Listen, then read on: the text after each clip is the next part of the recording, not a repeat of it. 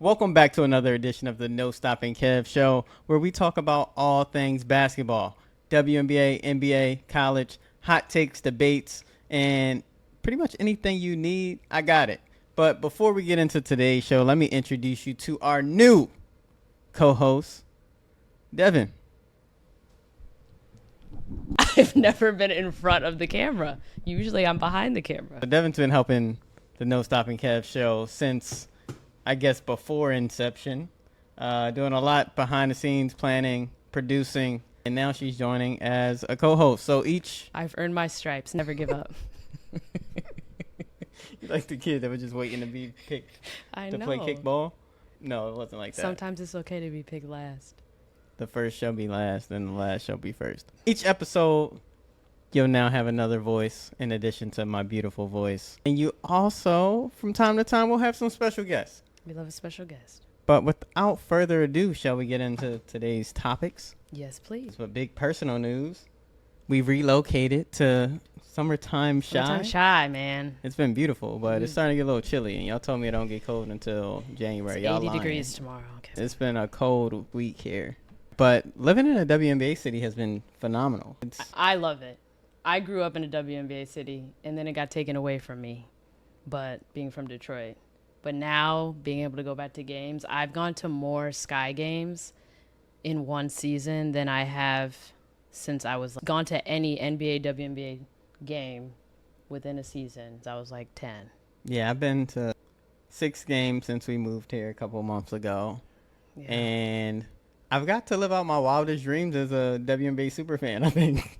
You think? In all the photos of the entire WNBA that you've gotten selfies with. Yeah, a lot of selfies, lots of autographs. I guess story times on Instagram and TikTok to come on those. But yeah, it's been great being able to be that close to the action and actually get to meet so many players from around the league. It's kind of surreal. And, you know, I think one of the craziest things about moving here is my entire life I've said the moment I leave Philly, they're going to get a WNBA team. And literally 7 days after we left, Boom. news broke. 2030, I will Philly's say, get a team. shout out Detroit. We get one in 2029. We coming I'm for y'all. excited. We coming back. We'll have a little divided household. Just like Eagles A little and more Lions. than we do. Yeah. It'd be interesting, too, because I have for so long, like, the Aces are my team, hence why we got the Asia Wilson jersey on the wall. But, like, every time I go to a WNBA game, I end up rooting for both teams. I'm like the parent that got a kid on each team or something. Like, I'm just rooting for everyone in a uniform I'm clapping for just because Yeah. I'm just a fan of the W. Now, it'd be interesting when Philly has a team if that shifts a little bit. I feel like going to the games, not realizing how aggressive and how hard they play all the time. It doesn't matter who's coming in. It doesn't matter how bad the team is. It doesn't matter the ranking. They're playing hard. It's a playoff game all the time. And I love that. So it's hard to root for one team, but then you have players on other teams. So Yeah, and like to your point, like every game kind of matters in a W because there's less Yeah. games and Yeah. so like they're going hard every game, no matter who's in town, no matter if they're playing the 13th place team or they're playing the first place team. Teams are bringing the same amount of energy each and every night. And so like if you're a fan of basketball, we're in the wrong shirt. But you if love you're a the fan, game. if you love the game, you love the game. To all of you that are always complaining about everything that's wrong with the NBA, just watch the W. To y'all that are like, oh, I like when the NBA finals ends, you're like, I gotta go however many months without watching basketball. You made that decision because all you had to do was watch the W, and now it's more accessible than ever. But keep missing out if you want to. And that kind of dives us right into our first topic of record attendance of the WNBA this year. It's been crazy, and it's Through the roof. I'm not happy. All right, let me just put it this way. This article might have been from ESPN. I don't have it open right now. I just got my notes up, though. So the league's 13 teams this year have drawn a total of 2.5 million fans over 226 games this season. Wow. This surpasses the previous mark that was set back in 2002 when I was 7, when the league had 16 teams. Also took the WNBA 256 games to reach this milestone of like roughly 2.5 million fans over the course of, those number of games. The league has been growing so much, and, you had kind of like the tailwinds from NCAA women's basketball, even going back years to like the Iowa rivalry days. You had, South Carolina's always been strong. UConn has always been strong. And I think, a lot more people have finally put their eyes on the women's college game to see people like Caitlin Page, that's come out of South Carolina as well. But yeah, and then you have Juju coming. Like, you have so many players, Olivia Miles, Hannah Hidalgo. There's just so many, right? So like, as those players, and I'm always gonna say there's been talent in the W since inception, really. Yeah. Like, there's a lot of great players there, and I think I don't mind, like, people always are like, oh, they're hating on Caitlin, or like, you're a Caitlin hater. I'm like, no, I think Caitlin's great for the league, because what happens is, if you turn on a game, I tell everybody this, I'm like, if you just one WNBA game, if you tune in to watch Paige, you can tune in to watch Asia Wilson, any player, you're going to find other players you like, because it's just that much talent in the W. Yeah. And I think, the last thing I want to say about this is, for forever, people have been telling me people only watch the WNBA for one player. Like, they only watch for Caitlin Clark. Yeah. And Caitlin Clark hasn't really played in a lot of games this season. I had some numbers here from earlier this week. Let me see if I can grab these real quick. A groin injury will do that to you. Yeah. Like, I would love for her to be on the floor. Me too. I think we all would. She's exciting to watch. Absolutely. I have said it, and I'll say now. And come back early on one of those. Yeah, you can't come back. He's always jumping up and down on the bench. I know, girl. I will say, I've gone on record, I don't think Caitlin is the best player in the W. I don't think she's the best point guard in the W either. I agree with that. But I still think she's a phenomenal player. But this season, Caitlin Clark has only played in 15 of the 35 games for the Fever. They might have played a couple more games since then, so these percentages actually might be a little different from when I pulled this earlier in the week. But at this point, she played in 15 out of 35. That's only 37% of Fever games, which means she's missed 67% of games. Now, since we're talking about the number of fans, the amount of people watching, the sport, we look at the total number of WNBA games, like, played across all the teams. That number is around 210, and she's only played in 13 of them. So if we do math on that, she's missed or has not participated in about 94% of games this season. So to everybody that's like, people only watch the WNBA for one player, that's false. You might only watch for one player, but the people that love the game, because they love the game, they watch for a lot of great players and great basketball. This season alone, we have seen the most double-doubles of a WNBA player in a single season. We have seen historic single-game scoring of 44 points. We have seen a new all-star scoring record, the first ever all-star triple-double, the most three-pointers in a single half, shooting 100% accuracy. Each of those held by a different player that has not been Caitlin Clark. Wow. I wasn't even of all of those. Yes. So it's obviously not a knock towards her. We are both fans of her. But beyond her ability to be one of the gateways from college to the pros, there is not a hole with her not playing in talent, in excitement, in things happening. Yeah, and I remember when I was in my sports business class, going back to this past spring, my professor was talking about transcendent athletes and like what they can for leagues. And Caitlin was one. And he made a statement, and it wasn't like his views, but like, yeah, some people think if he were to get hit by a bus tomorrow, like, the WNBA collapses. And I don't think it collapses. Does it slow growth? Maybe a little bit, but I think just like a lot of people were watching Caitlin in college, people have been watching Juju. People have been watching People have been Fudd. Talking about Juju. Yeah, like, there's so at that level that, sure, they have the critical acclaim as Caitlin Clark. And also, I'm going off on another tangent.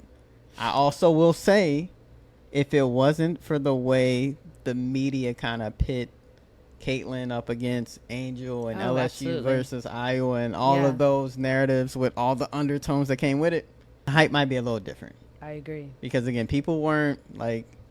I remember the first time I turned on a game and saw Caitlin Clark playing. Like, we came home coaching at the high school.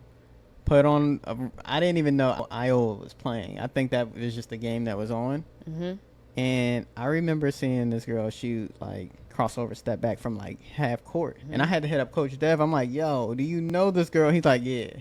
And this was probably like her sophomore year or something. Yeah. And I was just like, yo, the women's game is changing. And now we're here today. Yeah. Fans, you have Kelsey Mitchell, who just passed Caitlin's franchise record of her scoring in a single season. She's a bucket. You have Lexi Hull. You have Aaliyah Boston. You have a lot of people to watch. I was going to name some other people, but they're all hurt. You have Ariel Powers. Shout out to Ariel. Come do the show. Yeah, we pull up. Yo, Ariel, I ain't gonna lie. I've been in your DMs for years trying to get you to do the show, but because you don't follow me, you know it. I don't get the notification. I'm in that separate section, you know. But that's how I'm watching you though. So, do you think we have been? Do you think? So it's like a 80%, 80+ Fever are gonna clinch a spot. At this point, they have not. How do you think they match up in a title scenario? Do you think they have enough? No. Why not? Like, who are teams you have to go through? Like, I know this bracket. Like, so where do you think they'll finish today? I think they were ranked 6th last time I checked. All right, let me pull up the standings. We can do a little mock bracket as if the playoffs ended today. Sure. So, in going back, I think I might have done a TikTok or Instagram on this. I said I didn't have them winning the championship the year when asked. I think I had a video on that. But yeah, I just don't think they have enough. I didn't think they had enough at the start of the season, even when they had DeWanna Bonner on the roster.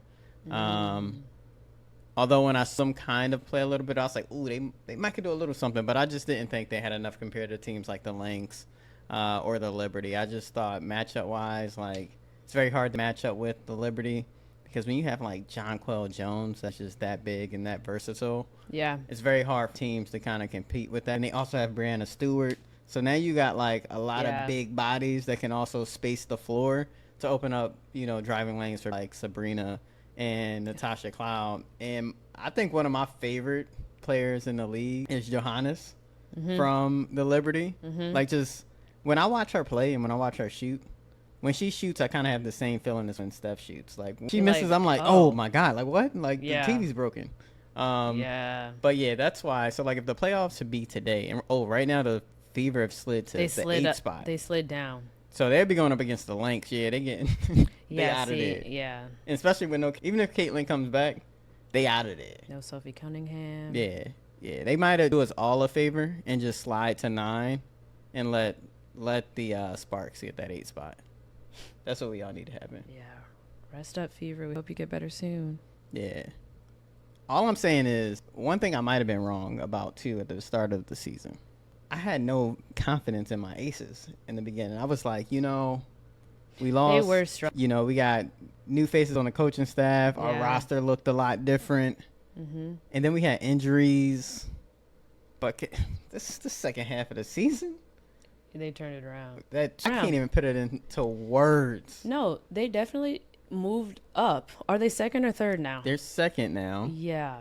I mean, right behind the Lynx have been struggling a little bit, but they built up a lead over the rest of the league. They had a little mishap with their culture and their playing when Nafisa got hurt, and then they had to adjust, and then she came back, and it was just like, that happens to teams. Yeah, and I think start of the season, I was like, all right, it's going to be Nafisa's year to win MVP. Like, she came off hot, and I was like, they were the runner-up last year. They're going to go to the finals this year, and she's going to win MVP, finals MVP, the whole 9. The way Asia's been playing, and we've seen both of them play in person this and year. it is actually unreal. Like, you realize there's levels to this. No, there's levels. It's like not even, it's almost unfair. You pointed out a move Nafisa did. Yeah. Like on the block area, like a little short corner-ish, where she just worked. I don't even remember who was guarding her, but she just worked her all, no dribbles, just straight pivot. Like, it was Carmelo-esque. It was beautiful. But, like, you know she warms up with that. Yeah. That is a standard warm-up that she does. That's easy work for her, which is why it's wild. And she's so nice in person. Yeah, she is. It's funny because that day I tried to get a autograph from Angel Reese before the game, and she wasn't. I guess she was locked into the game. I'll give her that. But that's the day she wore the funeral outfit, where she was in like the all black with the head wrap. It looked like she was going to a funeral, and I was like, "Yo, Queen Fee better come ready today because." Oh, she looked like Angel, she's ready to play. Yeah, no, Angel was dressed like she was trying to put somebody 6 feet under. But Queen Fee showed out that day. She did. She came ready. Speaking of Angel, I have a question for you. And this question kind of goes, this also has levels to it, because you could go a lot of different ways with this. The narrative is whether or not Angel Reese is overrated. If I could just show, I might just have to start exposing some of my my friends that'd be like, she's overrated. Like, I hear this so much, and interesting. It's kind basketball of people. They don't identify as such, but when you just scratch the surface, you know when you're talking casual. Anybody that thinks rebounding and defense is invaluable to a team, goodbye. The number of times I used to get elbowed in the face, all I know is ribs. You get worked there, okay? It is not easy. And it's so much energy. You have to be in shape to fight for rebound. Oh, yeah. I hated when in high school. That many 50-50s in a game is crazy. Yeah. When I was in high school, sometimes we have guys battling eligibility issues, and I had to play forward for like a week. I was like, yo. I'm like, this is not for the weak. Like, and shout out to my boy Earl. Earl has forever been, he's been Angel Reese for us, like defense and rebounds. And he'll give you some buckets too. But like, Earl made it to where I never really had to rebound like that, because he would just get all the rebounds. I would like box out a little bit, and I knew when it was bad because Earl would look at all us guards and he'd be like, yo, y'all got about today. And we like, all right, big dog, we got you. Yeah, like, so anybody that says rebounding and defense is like doesn't matter, because here's what the other thing people do when they say Angel Reese is overrated. They like completely evaluate her ability based on her offense. And so Angel Reese isn't like the most gifted, crafty scorer, right? She has been improving. I was about to say, compare her rookie year to this year. She has like had a crazy improvement. And I like told people this. I was like, they're like, oh, look at her, all her me bounds, right? I'm like, listen, for her career in college, she shot like 50% from the floor. I think her first year in the W, she was shooting like 38%, which was right. I'm like, she's gonna get. It's hard making that adjustment going from the college game to the pro game, where everybody is phenomenal, right? Like, you go from playing against, I can't even name some of the people she played against in college, but they weren't Nafisa Collier. They weren't Asia Wilson. No. Like, they weren't Brianna Stewart. They weren't Jonquel Jones. Like, it's a much different jump. So I expect rookies to struggle. And, like, Caitlin struggled. Yeah. Before she got into the gym, she was getting flown and thrown around the court because she wasn't strong enough yet. Yeah, and then they got her scouting report that every time she's going left, she's shooting. You take that away from her, she couldn't do much else. Yeah. She's gotten a lot more crafty, and she's gotten a lot stronger since then. But if we can recognize that, you can recognize growth the other way. Yeah, and like people will tell me, I hear so many things about Angel Reese, like, and I'm enough to tell you where players can improve, or at least where I see, like, I'm not like a basketball savant. I know a little bit, right? But like, you know, one of the things I noticed in her first year, and even when she was at LSU, I'm like, her release point on a lot of her shots, and especially in close, is low. It's like it's hard to shoot the ball from your shoulder when you got Nafisa Collier or Asia Wilson towering over you. Like, they're going to block that every time. You don't even need somebody tall to block. Because she gets blocked by guards sometimes. And then one thing that I like about watching Angel in person is you can actually see how strong she is. Yes. Like, when she drives into people, they go flying. Flying. And so, like, she is strong. Yeah, she plays very physically. And these are top of the top people who also lift and work out every single day. Yeah, there's only like a couple players I've seen really absorb contact and stay there, and the most impressive one might have been Asia. I'm a little biased. Yeah, Chelsea does. The FISA guards her, but like, when she ran at Asia's chest, and Asia just kind of took like back going flying. Yeah. And like still back, I was like, that's why she's a GOAT. She's strong. But back to your question, this idea of Angel Reese being overrated, no, I think she's appropriately rated, because I think talking to casuals, they're going to say that. I think if you're talking to people that really evaluate the game, they'll point out the things that she's good at. Like, She might give you 20 points. She probably gonna give you like 15. And you know they're gonna cup a lot of layups. You know, maybe and a lot of the second chance points aren't off of her own misses. Believe it or not, newsflash, idiots. I'm screaming. Can you explain? Just say it once and for all why that's not a thing, please. What would you want to say? All her rebounds are off her misses. Oh, yeah, I mean, like if you just look at the box score, right, and it like she'll average, she's averaging like what, 10 defensive rebounds last season or something like that, and like 14 rebounds overall. It doesn't even matter to me because if you can miss your own shot and still get it back and eventually score, like that's points on the board for us. Like I'm taking that. There was something else I used to say about that, and I feel like I'm blanking on it right now. To me, it was that a very large percentage of her rebounds were not on the offensive side; they're on the defensive side. Yeah, okay.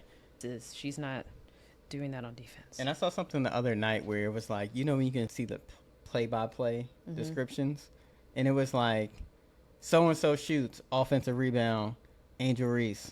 So and so shoots. Another offensive rebound, Angel Reese.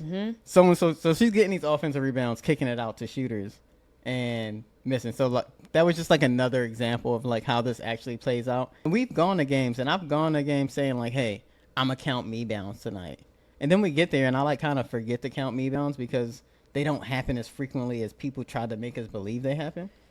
Don't listen to people that don't watch the games. If you took away the number of rebounds that she gets off of her own misses, and then you remove every player's rebounds off of their own misses and tally them all up, rank them up, and put them in order, Angel Reese would be the only WNBA player that is averaging double-doubles this season. Wow.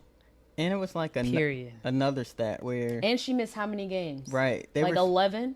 At least, I think, 10 or 11. Someone showed, like, number 1 in Angel Reese. Number 2 in rebounds, Angel Reese with no offensive rebounds. Number 3 in rebounds, Angel Reese, like, and they took out something else. And this was when she missed, like, a stretch of games, too. So, yeah, the fact that she was still there and she was missing that many games. She hadn't played. We saw her first game back, last week, and she hadn't played since the All-Star weekend, which was July, 19th weekend. Yeah. That was a while. Yeah. When I think of the word overrated, I think of somebody that doesn't have, like, the skill or the talent that they're being praised for, and that's just not the case for her. Like, she was Defensive of the Year for Unrivaled. She has, the most double-doubles of WNBA player in a single season. That's not easy to do. She also has improved since her rookie season a lot. Like, there was of games that she had where it was like 4 or 5 of them in a row, and she scored over 15 points in each one. She got a double-double in each one. And she shot like 55.6%, no lower. Like, that's not overrated. That's somebody that's balling. Yeah, and a lot of people think she's overrated. And so, like, I'm glad you defined what overrated means to you. Yep. Because a lot of times people debate things and they don't set criteria. It's very important to set criteria when you're evaluating anything. For people that manage teams out there, like in the corporate, set criteria before you do performance evaluation. Sorry, that's the NBA side of me. But yeah, like, a gifted scorer, but she is a gifted passer in my opinion. Like, how many times do we see her drive and then like drop crazy dimes? Like, they're crazy. So like, she can help your offense. She can help facilitate your offense. We already know she's an elite rebounder, and she's great defensively as well. And like I told people, like, her has improved. I was like, she's going towards her mean of being around 50% with the way she plays. Do I think she can add some things to her game, like when she drives and creates the contact, learning how to back away to create some space to shoot versus like trying to force it up? She's already in the defender's chest. Yes. Yeah. Take it somewhere, my man, Coach Dev. We get you right. Just fly out to Philly. We got you. I also just think this is separate from basketball. I'm just saying this real quick and then we can move on. I'm just over the she's arrogant scenario. And that being a reason as to why not to like her as a player, because Michael was arrogant, Kobe was arrogant. Like, you can argue. I don't know many NBA players that are not arrogant, and that's not used against them the way it is for her. And I think that's obviously just like a male-female thing. You can take it as you want. But I grew up hating Kobe. Not actually hating him because he was so good and he was so annoying. And when the Pistons beat them in '04, it was like a revelation. It was like an amazing thing. I never once discredited his ability or didn't respect how amazing he was. And I just want to say that real quick because I'm tired of hearing that narrative also. Like, I don't like her because she's arrogant. I have seen her hype up her teammates. I have seen her talk to little kids. I have seen her, like hug and love on her coaches. I've seen her like talk to her, like the players, like you said, like talk to her about something they did wrong, but hype them up anyway and be like, you got this. Like, regardless of even if she was as arrogant as everyone wants to make her out to be, and I think obviously that's, again, the media thing, let's not use that as a way to discredit what she does on the floor. Because I'm tired of that narrative also. Like, y'all can't like green and in the same sentence. Not like Angel because she's arrogant. Yeah. I'm so sorry. It's like people he has 5 million followers on Instagram. Like, well, 5 million people seem to find something interesting. So yeah, that has nothing to do with her play on the court. Like, when people say she's overrated or they say she's arrogant, you start asking them about her performance on the floor, and a lot of times they can't speak to it because they don't actually watch the game. Yeah, and a lot of people say that it doesn't come on where they are, so I just kind of discredit it anyway because you're watching. Like, yeah, but anyway, that league pass. But let's move on to another favorite that we have seen in person.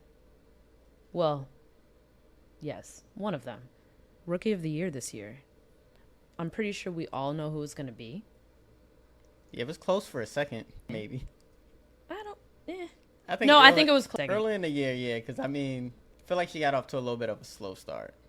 Yes, but Miss Page has been insane. Getting buckets. Yeah. I don't know if anyone's going to pass her. I don't think that there should be another Rookie of the Year. I think it's very clear. Yeah, at the start of the season, Sonia Centrone and Kiki Arifin were killing. Like, they were like... Don't forget our girl number 14, Dominique, on the Storm. Oh. Who I didn't know was a rookie. Yeah. She was pick number 2 right after Paige. Yeah, she's another one that got off to a slow start. Like, she wasn't playing a lot in the beginning of the year, but now she's playing quite a bit, and she's a great rim protector. And also, she finishes around the rim because she's 8 feet tall. Yeah. The 11th rookie to have back-to-back 20-point games, and she shot 70% at least in both games. It's so great to have someone that can just score that efficiently. Yeah. So, I don't know. I liked her a lot. Seeing her in person, she's a monster. So. Yeah, and I think, she kind of hit her stride. She's now averaging like 19 points a game, 5 assists, a little under 4 rebounds. And I think once she had that 44-point game, that like sealed it. It's like she's the best in this by far. Yeah. Just took some time for her to kind of find her stride. Also, Dallas has had a lot of changes with lineups. Like, Arike's been hurt.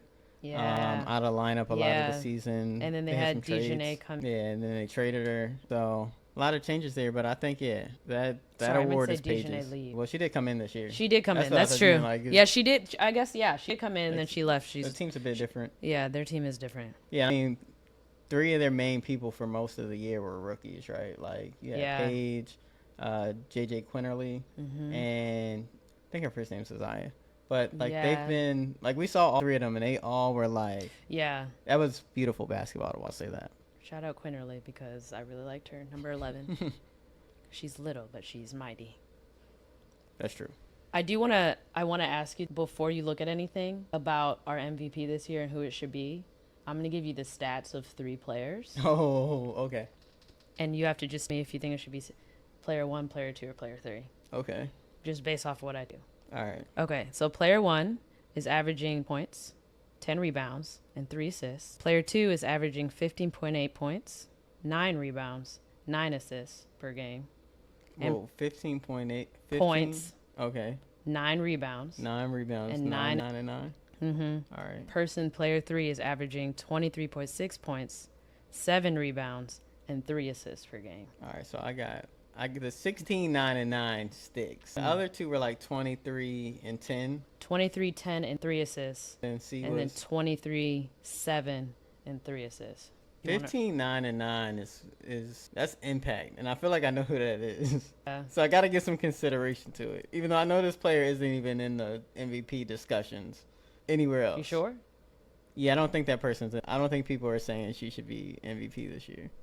But She's in the. I don't know. I think it's a 2-horse race. Yeah, And I think but she was third. a close. Oh wait. Let me go back. Yeah. I know who that is. Yeah. Sorry, I'm tripping. So I was a little biased because of where I'm living. I know who the third. I know who B is. But yeah, she's not. No, she's not. But who do you think, based off of these three stats, should be? Sorry, give me A and C again. Sure. 23, 10, and 3. Okay. 16, 9, and 9. 23, and 3. 23, 10, and 3. Asia Wilson. Yeah.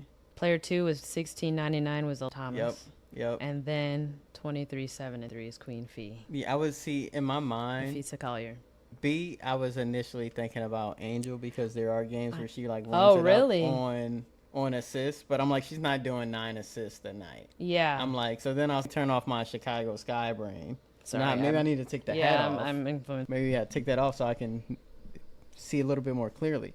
But yeah, I mean, Alyssa Thomas been 16, balling. 9, and 9 is impressive. Yeah. I didn't know. She has been the conversation. I personally don't think her based off of the other two. But she has been balling this year. Yeah, I think 9 and 9, averaging that.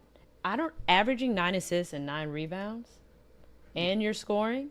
Yeah, see, is impressive. Yeah, and so like, here's my thing too. Like initially, I was like, because you can make the argument for Fee or Asia, and you can say like if one of them were on a team, like it would be completely different. And then you also know that the Lynx were in the finals last year, and for the most part, they kept their team together, right? And it's like Fee's been flourishing there. The Aces have been through adversity this season.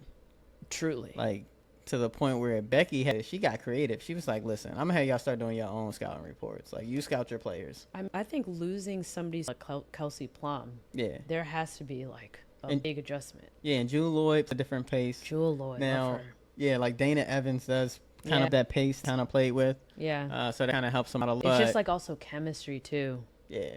Like, she won chips with them. And, like, Fee has the numbers. Asia has the numbers. I feel like after watching them both in person, yeah, like seeing Asia, you're like, yeah, she's that girl. No, like it's how seamlessly she does the things that are so difficult that gets her these 23 points, 10 rebounds, and 3 assists per game. Yeah, and I don't want to discount people on that team because they do have a no, squad. absolutely like, not. I think her supporting cast is better than Nafisa's supporting cast, to be honest. But I feel like she also makes that team great. Like, no, there's no question. She made an impact. Like, I think, yeah, it's like Marina. It was almost like when we went to the Sixers game when the Lakers came, like, and LeBron was there. It was like kind of like that when you, yeah, the aura she brought. It's insane. Yeah. Now I know that shouldn't into MVP voting. No, it's just interesting to so because I didn't see that with any other players other than LeBron in the NBA with that amount of like an aura, and you saw reminiscent with her. I still think it should be Nafisa Collier though. Yeah, I think the win it, and I think a big reason she's gonna win it.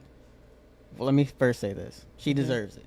Mm-hmm. She deserves it. Like her play is backed it. I also think that sometimes people get tired of the same players winning, and so it's like this narrative: do we want Asia to have her fourth?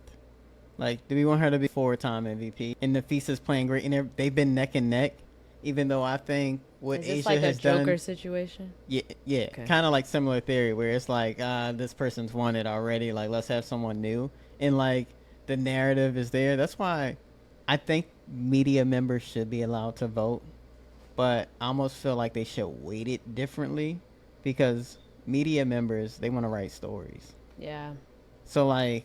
Yeah. I feel like we got to lower their say a little bit. Yeah. Because players have a different feel for the game because they're playing against these people. Like, they know who they can't stop. Yeah. And, I mean, they definitely. can't stop either one of them. Yeah. I feel like this awards across leagues might need a little bit of reform. Yeah. So I'm rolling with Asia. Started off with Queen Fee. Shout out to Fee for signing my hat, too. She was the first. Was she the first when we got here? Yeah. Yeah, she was. Wow, Queen Fee. Yeah, shout out to. Y'all kind of look like cousins in the photo. I'm not even gonna hold you. You do. I will post it. Thank y'all for tuning into another edition of the NoStoppingKev podcast with Devin. But follow me on the Devin Diaries if you like fashion stuff. Yeah, I'm your boy Kev. Peace.